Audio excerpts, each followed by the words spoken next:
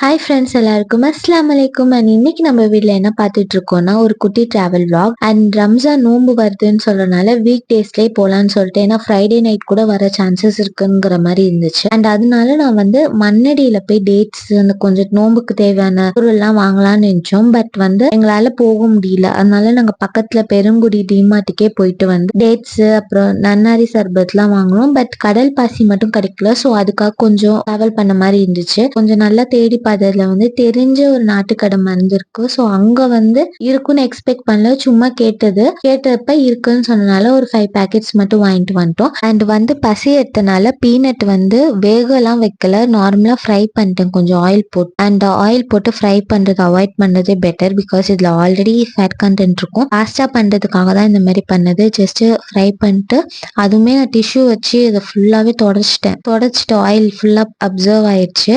So அதுக்கப்புறம் தான் நான் சால்ட் அண்ட் சில்லி பவுடர் போட்டு அதை கொஞ்சம் கொடுத்ததே. தேங்க்ஸ் ஃபார் வாட்சிங். என் வீடியோ பிடிச்சிருந்தா லைக் பண்ணுங்க, ஷேர் பண்ணுங்க, சப்ஸ்கிரைப் பண்ணுங்க. பாய்.